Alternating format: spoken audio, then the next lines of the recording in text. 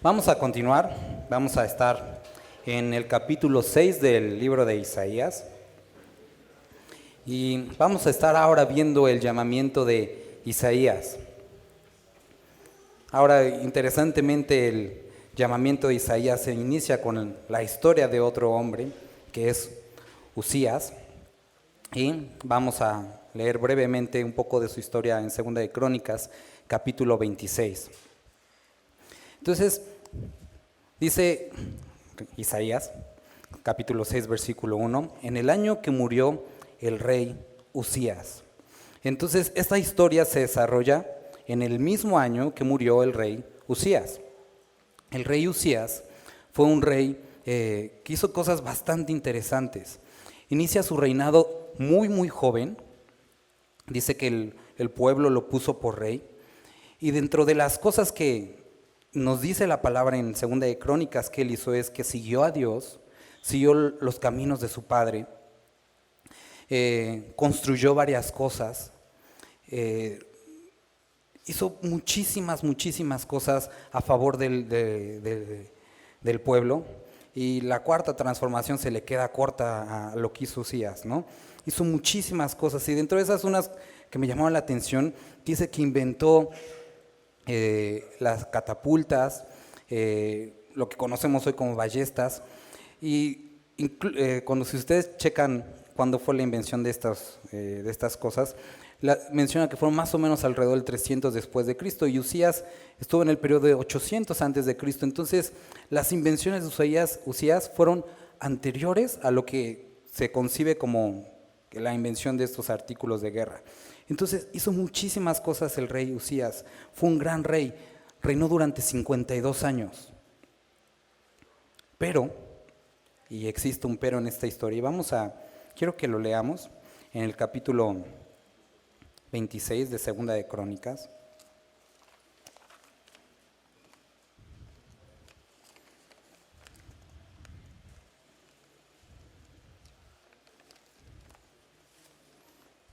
En el versículo 16,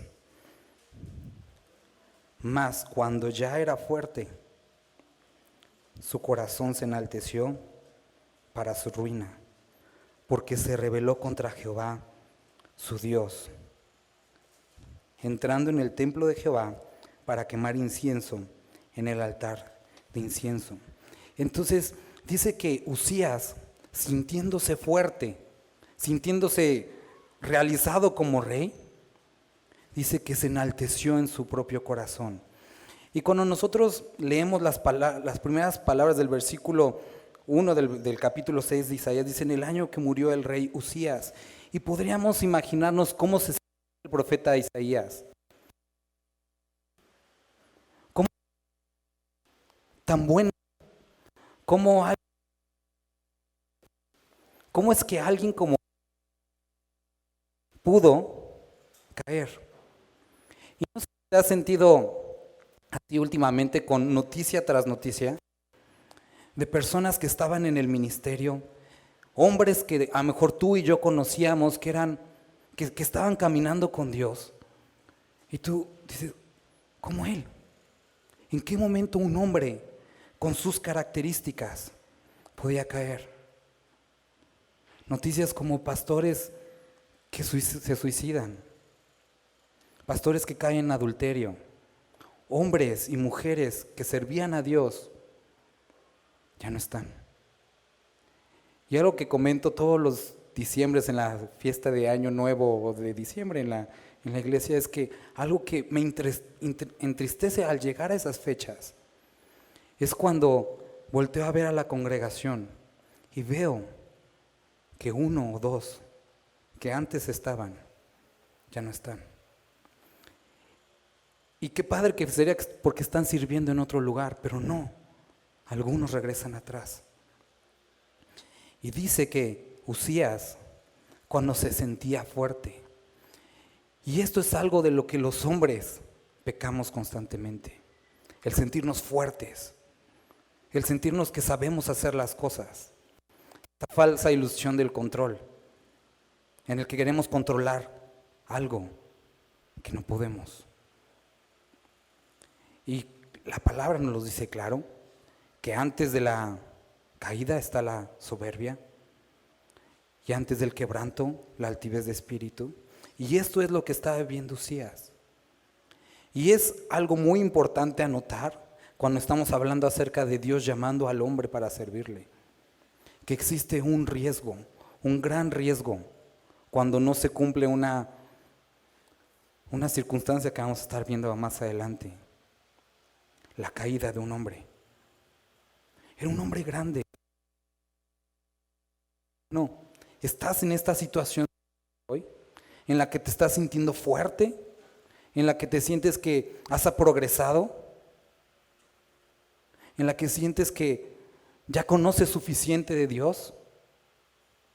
La palabra también nos dice que el que mire, que el que crea estar firme, mire que no caiga. Y esta era la condición que estaba viendo Isaías en Usías. Era ese mismo año, en el año en el que un gran hombre de Dios se sintió fuerte. Y quiero que leamos algunos de los versículos de cómo terminó. Supongo que conoces la historia, pero por si no, vamos a leer otros versículos más.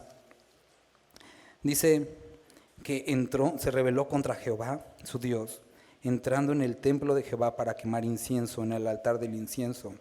Y entró tras él el sacerdote Azarías, y con él 80 sacerdotes de Jehová, varones valientes. Y se pusieron contra el rey Usías, y le dijeron: no te corresponde a ti, oh Usías, el quemar incienso a Jehová, sino a los sacerdotes, hijos de Aarón, que son consagrados para quemarlo. Sal del santuario, porque has prevaricado, y no te será para gloria delante de Jehová tu Dios. Entonces Usías, teniendo en la mano un incienso para ofrecer incienso, dice que se llenó de ira. No aceptó la corrección y se enojó. Porque ¿quién eran estos cuates para decirle? ¿Quién eran ellos para decirle al rey, hablarle así? ¿Te has sentido de esta forma? Que nadie te puede decir nada, tu esposa, tus hijos, los hermanos en la iglesia.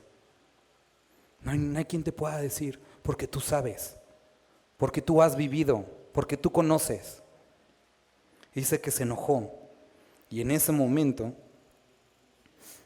versículo 19, entonces Usías, teniendo en la mano un incensario para ofrecer incienso, se llenó de ira, y en su ira contra los sacerdotes, la lepra le brotó en la frente delante de los sacerdotes. Y la historia continúa, y el rey Usías muere lleno de lepra, apartado de la casa de Dios, lejos. Y si tú recuerdas qué era lo que simbolizaba la lepra, así que acabó el rey Usías. Entonces, en este año que murió este gran rey, pero que pecó en su corazón y terminó apartado de la comunión en la casa de Dios, está Isaías. Y sabes, hermano, vivimos momentos como estos. Es que muchos hombres han vuelto atrás. Muchos hombres y mujeres han dejado.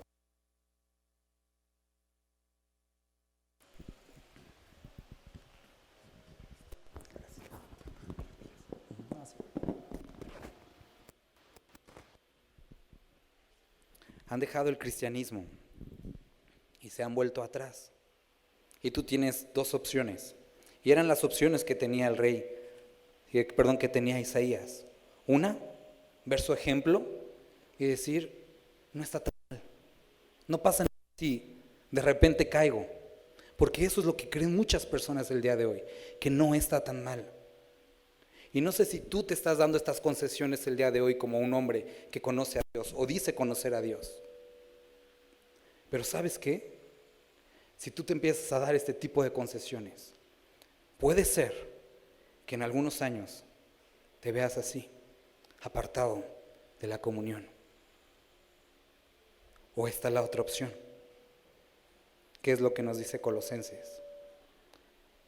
Puestos los ojos, Hebreos, en Jesús, el autor y consumador de nuestra fe.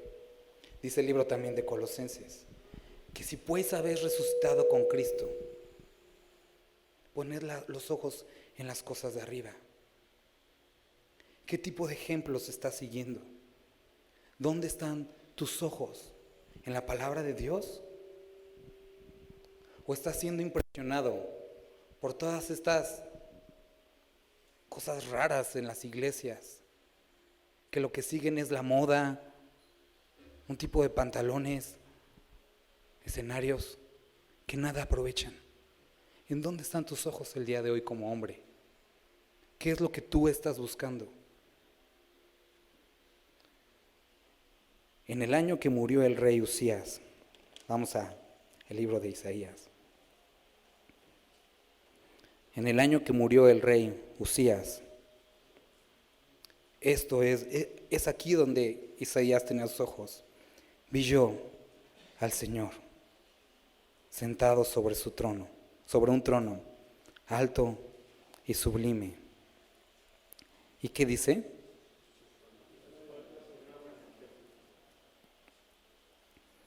Los ojos de Isaías estaban en el trono de Dios. Y vemos ejemplos de otros hombres que en medio de circunstancias adversas, recuerdas a Esteban, siendo apedreado. ¿Dónde estaban sus ojos? El profeta Micaías, cuando lo llama Acab, estando en la cárcel, en medio de esas circunstancias adversas, dice Micaías, vi a Dios en su trono. Esto es donde debe de estar la mirada de un hombre de Dios. Esto es el lugar correcto donde deben de estar nuestros ojos. ¿Sabes, hermano? No sé si tú estás cansado, pero yo me canso a voltear a veces a verme a mí mismo y a la sociedad echándole la culpa a todo el mundo. Es que mis padres, es que la iglesia, es que mi trabajo, es que mi esposa, y siempre la culpa es de alguien más. Y un hombre de Dios, no importan las circunstancias que esté viviendo o cuánto estén alejándose los demás, porque un hombre de Dios debe tener sus ojos ahí. Vi yo al Señor sentado sobre su trono. Y dice, alto y sublime, y sus faldas llenaban el templo. Y a pesar de que en ese momento lo que se concebía como la autoridad había fallado y dejaba un vacío en Israel, imagínate, había un vacío, una incertidumbre en Israel. ¿Y ahora qué va a pasar? Si un hombre como este cae, entonces ¿qué nos espera a nosotros? Eso era lo que estaban viviendo. Pero no importa cuántas veces caiga el hombre, Dios está en su trono y Él no falla y Él es fiel y está en un trono alto y sublime. ¿Sabes, hermano? Vuelvo a repetir, es ahí donde deben estar nuestros ojos. Continúa el versículo 2 y dice, por encima de Él había serafines, cada uno tenía 6 alas, con 2 cubrían sus rostros, con 2 cubrían sus pies y con 2 volaban. Y el uno al otro daba voces diciendo, Santo, Santo, Santo Jehová de los ejércitos, toda la tierra está llena de su gloria. Y los quiciales de las puertas se estremecieron con la voz del que clamaba, y la casa se llenó de humo. ¿Puedes imaginarte esa escena? Creo que se queda corta la forma en la que lo puedas concebir.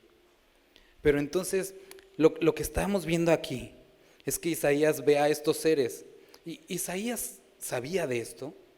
Y aquí la discusión no es si son serafines o son querubines. El punto es, estos seres, mayor en majestad que nosotros, saben muy bien que deben de cubrirse, porque no hay nada digno en ellos delante de Dios. Y a veces como hombres nos parecemos mucho más a la imagen del rey Usías, sintiéndonos fuertes, y somos nada. Y estos seres se cubren delante de la presencia de Dios. Y cuando leemos acerca de su alabanza podemos también ver que lo que nosotros a veces pensamos que alaba a Dios no es tan grande cosa comparada a la forma tan correcta como lo hacen ellos. Decían, santo, santo es el Señor, 3 veces santo. Y dice, y los quiciales de las puertas se estremecían con la voz del que clamaba, y la casa se llenó de humo. Entonces, ¿alguien puede leer por favor el versículo 5? Fuerte. Entonces dije, ay de mí, que soy muerto, porque siendo hombre, un mundo de labios, y habitando en medio del pueblo que tiene labios inmundos, han visto mis ojos al Rey, Jehová de los ejércitos. Entonces dije, ay de mí, que soy muerto.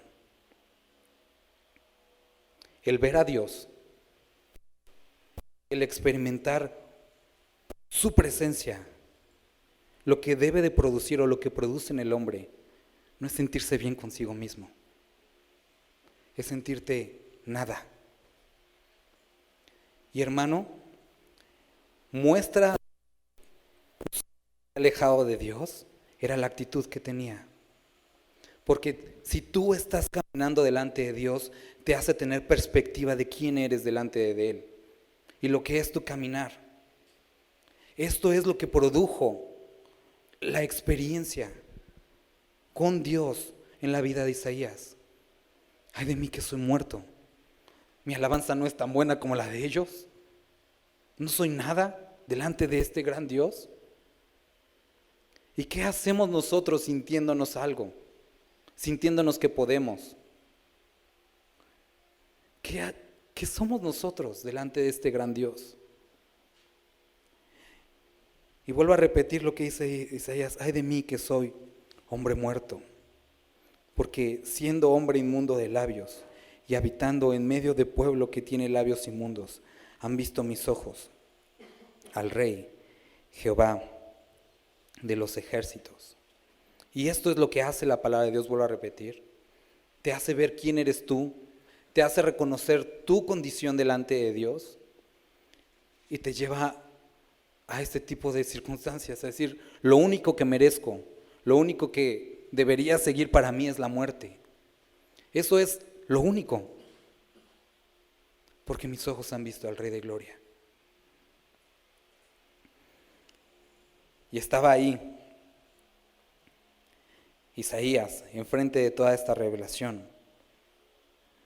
Y estando ahí, versículo 6 dice, y voló hacia mí uno de los serafines, teniendo en su mano un carbón encendido, tomado del altar, con unas tenazas. Y me gustaría preguntarte, hermano, si tú has estado en esto, en esta condición como Isaías, tus ojos, tú puedes decir, he visto al Rey de Gloria, he experimentado su presencia. Esto es lo que debemos de buscar. Esto es algo de lo que decía David.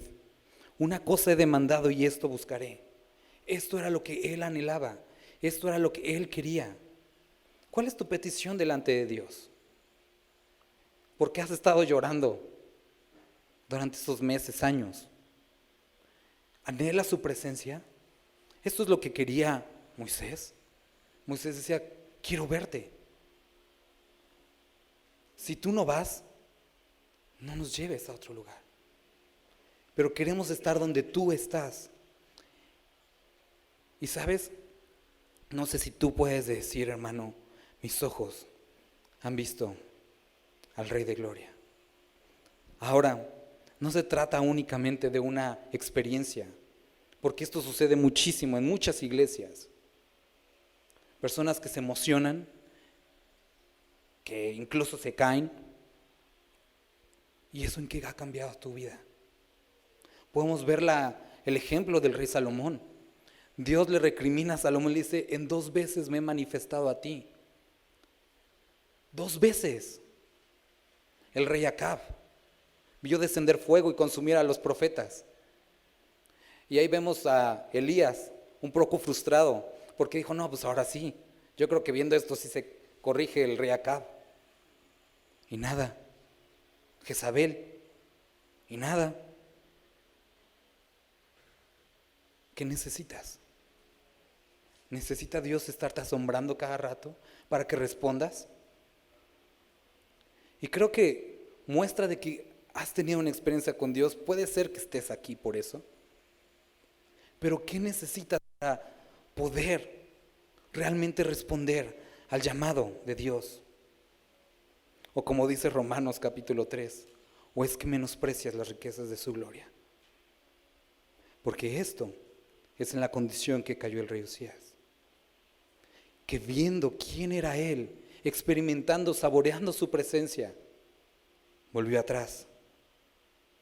Y si tú lo has percibido, si has escuchado su voz y no respondes, ¿es porque eres un mentiroso al decir eso o porque menosprecias su llamado? ¿Sabes, hermano? Este es el porqué de pecamos, porque no lo amamos lo suficiente. Y veo hoy muchos hombres, y tú lo sabes, hermano, tú sabes en la iglesia que te reúnes, las que siempre sirven, ¿quiénes son?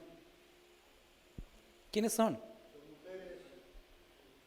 Porque siempre estamos ocupados, siempre hay un buen pretexto, es que tengo que trabajo, siempre va a haber un pretexto. ¿Menosprecias? ¿Olvidas? Entonces, vuelvo a leer el versículo 6, dice, voló hacia mí uno de los serafines, teniendo en su mano un carbón encendido, tomado del altar con unas tenazas.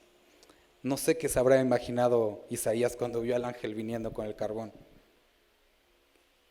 pero se acercó y dice, tocando con él sobre mi boca, dijo, he aquí que esto tocó tus labios, y es quitado tu culpa, y limpio tu pecado. Y creo que ni siquiera podemos imaginar lo que se sentiría que este carbón tocara nuestros labios. Y podríamos presuponer que Isaías le ha de haber dolido muchísimo, pero ¿sabes qué? Por lo menos en mi Biblia, no dice que él se haya quejado. ¿Por qué? Porque no había otra forma. Él había reconocido su condición y sabía que lo que él realmente merecía era la muerte. ¿Un carbón? Pero él sabía que es exactamente lo que necesitaba. Y sabes que, hermano, tú y yo necesitamos precisamente esto. Si queremos servir a Dios y responder su llamado, hay mucha gente que se emociona y empieza a hacerlo en sus fuerzas. Y es por eso que en muchas de las ocasiones los vemos volviendo atrás. Porque intentaron servir y trabajar en algo santo por medios carnales. Y olvidan que es necesario que algo traído desde su presencia toque. En mi caso a lo mejor no serán únicamente los labios, sino me tendrán que echar completo a los carbones. Pero es necesario. Isaías lo sabía. Entendía que era necesario que algo tocara. ¿Le estás negándole, rehuyendo al trato que Dios quiere traer a tu vida? Porque tienes que entender que es necesario para que tu vida sea santificada. Dios utiliza carbones de diferente tipo para cada persona, para trabajar en nosotros y transformar. Esto es lo que nosotros conocemos como santificación. Hermano, no huyas a esto.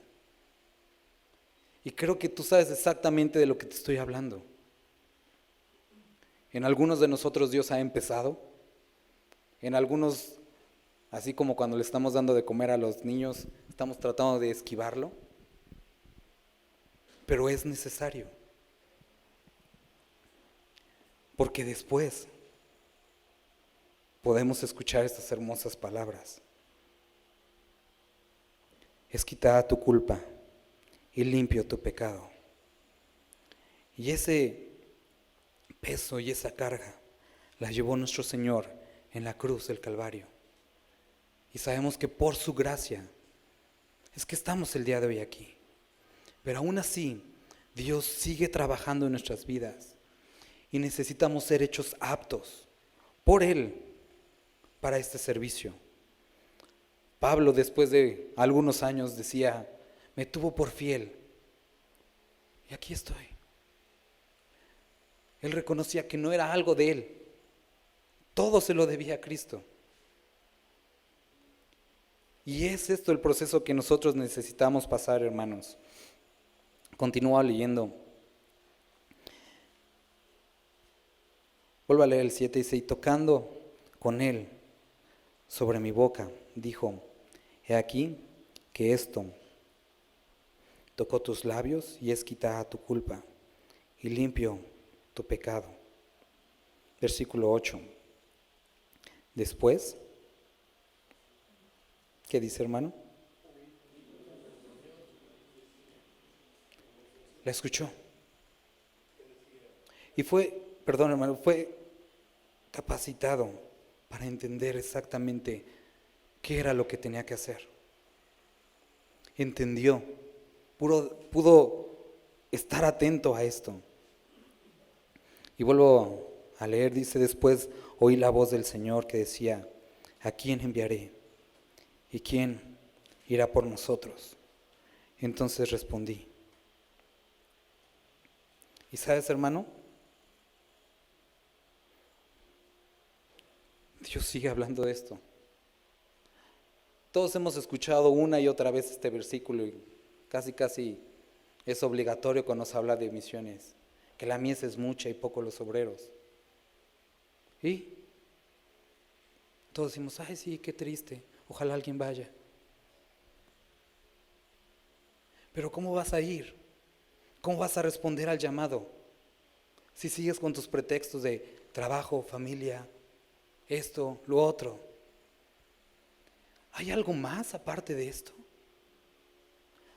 Porque tú y yo creo que muchas veces hemos cantado y a veces tenemos que reconocer falsamente, Jesús basta, eres todo, cuando no es cierto en realidad en nuestras vidas. Porque siempre hemos puesto algo entre Dios y nosotros. Hermano, lo que estamos viviendo nos muestra que Cristo viene pronto. Cristo viene pronto y vamos a 2 de Pedro, capítulo 10.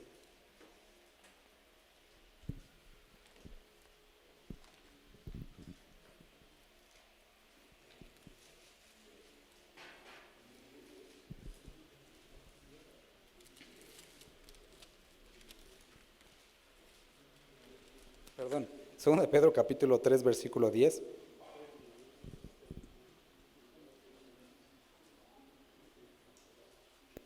Pero el día del Señor vendrá como ladrón en la noche, en el cual los cielos pasarán con gran estruendo, y los elementos ardiendo serán deshechos, la tierra y las obras que en ella hay serán quemadas. Y nos dice, puesto que todas estas cosas han de ser deshechas, ¿cómo no debéis vosotros andar en santa y piadosa manera de vivir? Como todo esto que siempre decimos es real, como que Cristo viene pronto es real, ¿no deberíamos estar viviendo de una manera santa y piadosa? Esperando y apresurándoos para la venida del día de Dios. Y quiero que pienses, hermano, ¿cuál ha sido tu enfoque? Y lo que te importa realmente. ¿Estás viviendo conforme a esta realidad? Porque es padrísimo decir, ay Dios, heme aquí. ¿En serio? ¿Vas a pagar el costo? Porque esto tiene un costo. ¿Vas a responder con todo lo que implica? Porque no sé cuántas veces incluso puede ser que tengas el póster ahí en tu casa, yo en mi casa serviremos al Señor. ¿En serio? Porque hay un costo implícito en todo esto. Y vuelvo a leer el versículo 12, dice, esperando y apresurándonos para la venida del día de Dios. Versículo 13, pero nosotros esperamos según sus promesas, cielos nuevos y tierra nueva, en las cuales mora la justicia. Y aquí podemos ver a Isaías. Y sé que esta historia la has leído muchas veces. Y muchos se emocionan cuando lo leen. Pero Dios sigue pidiendo lo mismo de nosotros. ¿Quién va a ir? ¿A quién enviaré? Y algunos dicen, ay, pues si tienes un mandadito por ahí a París o una ciudad grande, yo voy. Hermano, hay muchísimo trabajo que hacer. Hay muchas personas que no han oído de Cristo. En nuestro México hay muchísimos lugares. Aquí en la sierra, en la Mixteca, hay muchísimos lugares. Pero si tú estás entretenido con lo que quieres, con el nuevo auto que quieres tener, con el nuevo proyecto que quieres emprender, si estás poniendo tus ojos para toda esta basura de la doctrina de la prosperidad, que lo único que hace es que la gente no quiera ir, porque no es ni próspero ni cómodo, ¿cómo es que vas a ir? ¿Cómo es que responderemos al llamado? Necesitamos saber que si hemos de escuchar y decir heme aquí, tiene que tocar este carbón, nuestros labios o lo que sea que tenga que cambiar. Ser purificados, vivir santa y piadosamente, dar estos frutos que Dios espera de nosotros, servirle en las formas que Él quiera. Porque no se trata de palabras. Tú puedes decir heme aquí y nunca hacer nada. Puedes decir envíame a mí y jamás ir. Necesitas doblegar tu corazón, no solo tus rodillas, doblegar tu voluntad, entregarte a Él verdaderamente, sabiendo y entendiendo que si no perseveramos en Él, tenemos que entender quiénes somos. Podemos parecernos al rey Usías. Empezó bien. Y Pablo escribe en una de sus cartas, Gálatas insensatos, ¿quién los fascinó? Habían iniciado bien y habían acabado bastante mal. ¿Esa va a ser tu historia? Porque tienes esas opciones, si se pueden llamar así. Hermano, estamos viviendo tiempos que vidas como la del rey Usías se están convirtiendo en casi la norma. Hay muchos así. Hay muchos que a lo mejor en lo externo no se ve, pero su corazón está bien apartado de Dios y pueden estar aquí hablando. Vamos a ser así. O vamos a responder al llamado, pero con todo lo que esto implica, una vida de santidad apartada para Dios. ¿Qué vamos a hacer? Y vuelvo a leer el versículo 9. Después oí la voz del Señor que decía, ¿a quién enviaré? ¿Y quién irá por nosotros? Entonces respondí yo, heme aquí, envíame a mí. Isaías había sido humillado. Él sabía que no era mejor, porque había muchas personas, había visto la adoración de estos seres. Y tú y yo tenemos que estar conscientes de eso. Hay muchas personas mejores, muchísimas. Pero yo quiero. Y si puedes hacer algo con esto, heme aquí, envíame. Haz lo que quieras en mí, pero yo quiero. Y esta necesita ser nuestra actitud, hermanos. Una presuntuosa como el rey, sintiéndose fuerte, porque ya tomé muchos discipulados o porque ya tengo muchos. Eso no importa. Él es el que va a hacer la obra.